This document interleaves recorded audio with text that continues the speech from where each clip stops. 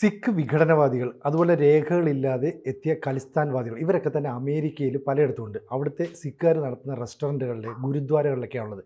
കഴിഞ്ഞ ദിവസം അമേരിക്ക ഇവിടങ്ങളിലൊക്കെ ഒരു റെയ്ഡ് നടത്തി. അപ്പോൾ ഇന്ത്യക്കെതിരായ പ്രൊപ്പഗണ്ട, ഇന്ത്യക്കെതിരായിട്ടുള്ള എന്തെങ്കിലും നീക്കങ്ങൾ ഇതൊക്കെ ആലോചിക്കുകയോ ചർച്ച ചെയ്യുകയോ ചെയ്യുന്ന ആളുകളെ മുഴുവൻ അവിടുന്ന് ഡീപ്പോർട്ട് ചെയ്യും.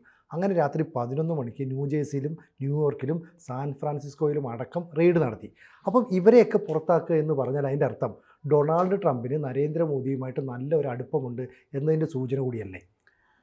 അത് നേരത്തെ തന്നെ തെളിയിക്കപ്പെട്ടിരുന്ന ഒരു കാര്യമാണല്ലോ. കാരണം നേരത്തെ ട്രംപ് അധികാരത്തിലിരുന്ന സമയത്ത് തന്നെ മോദി അമേരിക്കയിൽ പോവുകയും അങ്ങനെ ആ സൗഹൃദം ദൃഢപ്പെട്ടതായിരുന്നു. പിന്നീട് കുറച്ച് കാലത്തൊക്കെ അദ്ദേഹം അധികാരത്തിലില്ലായിരുന്നു, വീണ്ടും അധികാരത്തിലെത്തിയിരിക്കുന്നു. അപ്പോൾ അദ്ദേഹം രണ്ടാം ഊഴത്തിലെത്തുമ്പോൾ ഇവിടെ മോദി മൂന്നാം ഊഴത്തിലാണ്. ആ സൗഹൃദം ശക്തമായിട്ട് തുടരുകയാണ് ചെയ്യുന്നത്. പിന്നെ ഇന്ത്യയെ സംബന്ധിച്ചിടത്തോളം ഈ ഖലിസ്ഥാൻ വാദം എന്ന് പറയുന്നത് ഒരു കാരണവശാലും അംഗീകരിച്ചു കൊടുക്കാനായിട്ട് കഴിയുന്ന കാര്യമല്ല. ഇപ്പോൾ സിഖുകാരുടെ ഒരു രാഷ്ട്രം വേണം എന്ന് പറയുന്ന വാദം യഥാർത്ഥത്തിൽ സിഖുകാരുടെ വലിയ ഒരു സമ്മേളനം നടക്കുന്ന സമയത്താണ് അവതരിപ്പിക്കപ്പെടുന്നത്.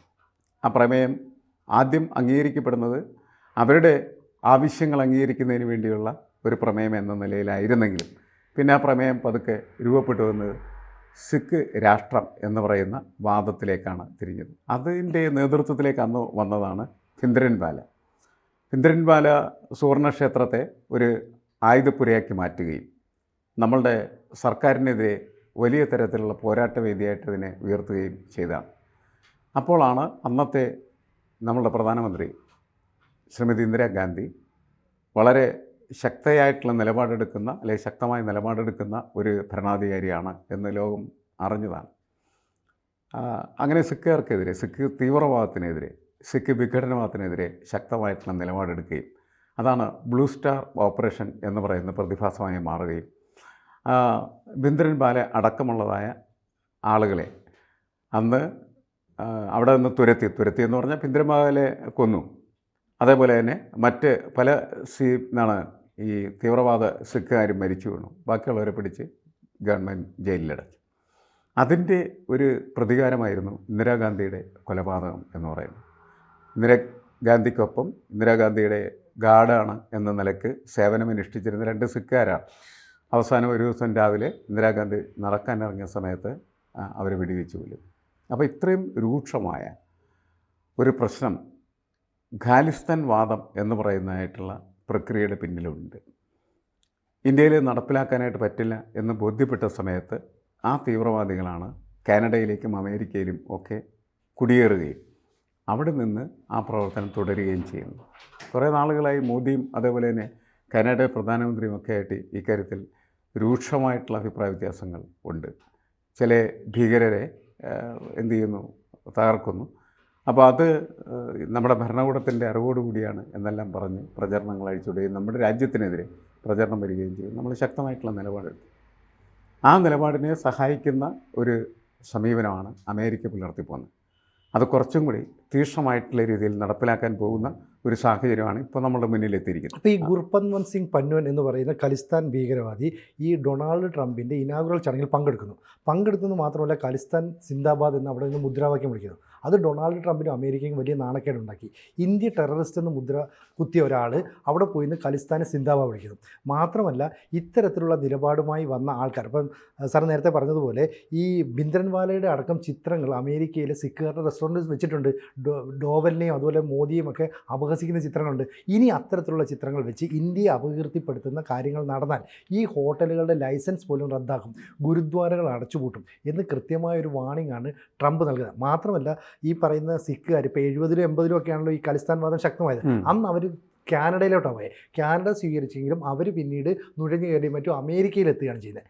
ആ അമേരിക്കയിലുള്ള മുഴുവൻ ആളുകളെ ഡിപ്പോർട്ട് ചെയ്യും. അതുപോലെ കാനഡ സാമ്പത്തിക സഹായം നൽകരുത് ജസ്റ്റിൻ ട്രൂഡോയോടും കാനഡയിലെ നിലവിലുള്ള ഭരണ സംവിധാനത്തോടും ഈ ട്രംപ് വാണിംഗ് നൽകുന്നു. അപ്പം ഈ ഖലിസ്ഥാൻ വാദം ഇനി കാനഡയിലൂടെയും അമേരിക്കയിലൂടെയും പച്ച പിടിപ്പിക്കാമെന്ന് കരുതിയവർക്കൊരു തിരിച്ചടി, അങ്ങനെയാണ് പറയാം. അല്ല, അങ്ങനെ ഒരിക്കലും അങ്ങനെ പച്ച പിടിപ്പിക്കാനായിട്ട് നമ്മുടെ രാഷ്ട്രത്തലവന്മാർ അനുവദിക്കില്ല എന്നുള്ളതാണ്. കാരണം അങ്ങനെ അനുവദിച്ചാൽ ഒരു സ്ഥലത്ത് ഇപ്പോൾ കാനഡയിൽ നിന്ന് ഒരുപാട് ഫണ്ട് ഇന്ത്യയിലെ സിഖ് തീവ്രവാദികൾക്ക് ലഭിക്കുന്നുണ്ട്.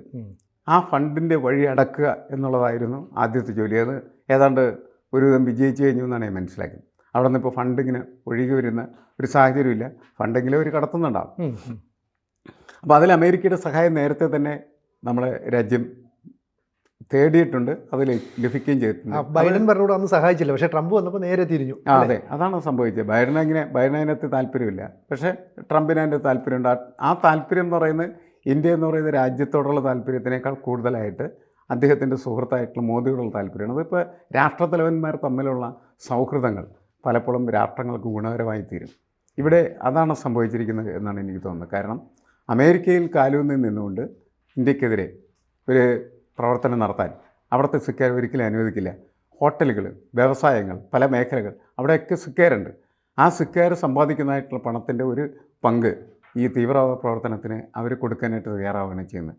അത് യഥാർത്ഥത്തിൽ അവരുടെ മനസ്സിനകത്ത് നിറഞ്ഞു നിൽക്കുന്ന ഈ ഖാലിസ്ഥാൻ വാദം എന്ന് പറയുന്ന വിഘടനവാദത്തിൻ്റെ ബാക്കിപത്രമാണ് ശരിക്കും.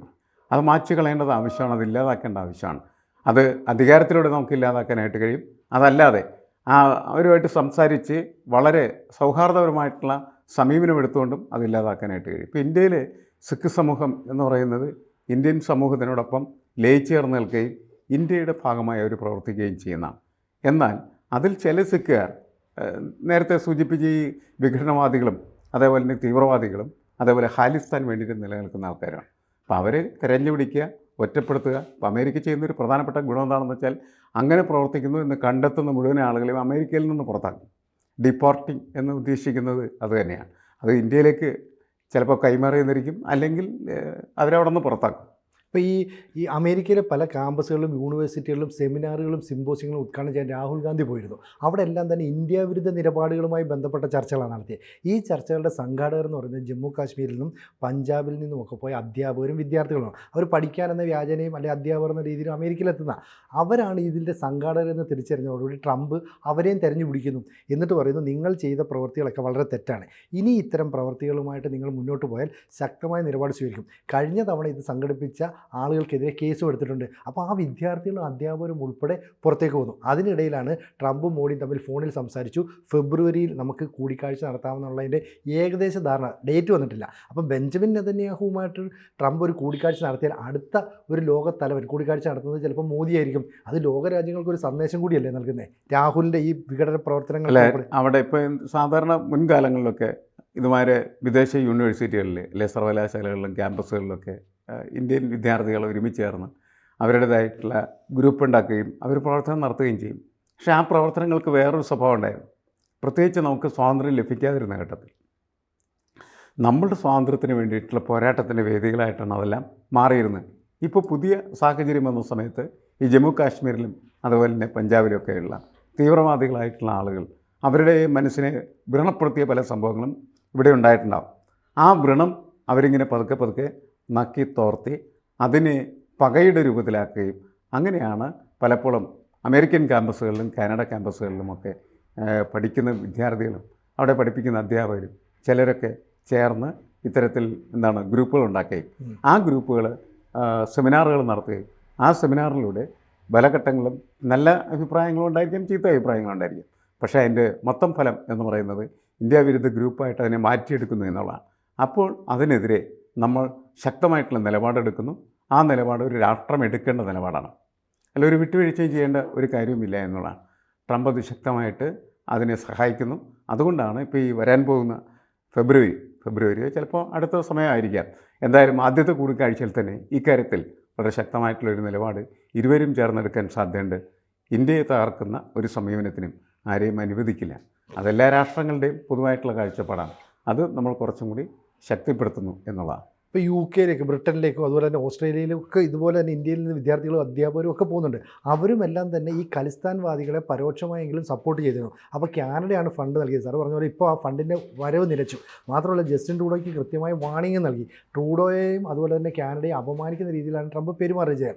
അപ്പോൾ ഇനി ഖാലിസ്ഥാൻവാദം എന്നൊക്കെ പറഞ്ഞ് ഇന്ത്യ വിരുദ്ധ പ്രവർത്തനമൊക്കെ പറഞ്ഞ് ആരെങ്കിലും അമേരിക്കയിൽ പ്രവർത്തിക്കാൻ ശ്രമിച്ചാൽ കടുത്ത തിരിച്ചടി ഉണ്ടാകും എന്നുള്ളതിന് വാണിംഗ് അതാണ് അല്ലേ. ആ വാണിംഗ് നടത്തുന്നതിന് പല കാരണങ്ങളുണ്ട്. ഒന്ന്, ട്രംപ് വന്ന സമയത്ത് തന്നെ പ്രഖ്യാപിച്ചൊരു കാര്യം കാനഡയെ അമേരിക്കയുടെ 51 സംസ്ഥാനമായിട്ട് മാറ്റുന്നതാണ്. നിങ്ങളങ്ങനെ വെറുതെ കളിക്കേണ്ട എന്നുള്ള പ്രഖ്യാപനമാണ്. അത് അദ്ദേഹത്തിൻ്റെ താല്പര്യം അമേരിക്കയെ വലുതാക്കുക എന്ന് പറയുന്ന താല്പര്യമൊക്കെയാണ്. അപ്പോൾ നമ്മളതിനകത്ത് ഇടപെടേണ്ട കാര്യങ്ങളില്ല.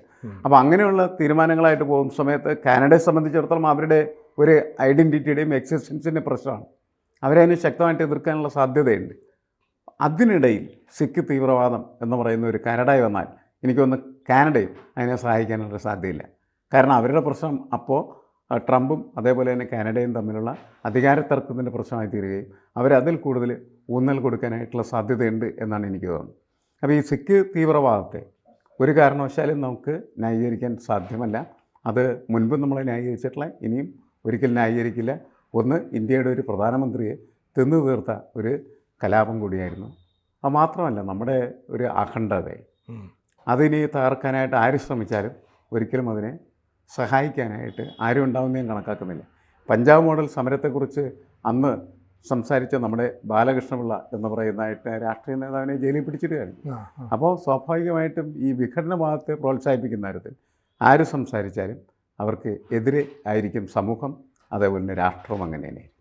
കൂടുതൽ വാർത്തകളും വിശേഷങ്ങളും നിങ്ങളിലേക്ക് എത്താൻ ABC മലയാളം സബ്സ്ക്രൈബ് ചെയ്യുക, ബെൽ ബട്ടണും അമർത്തുക.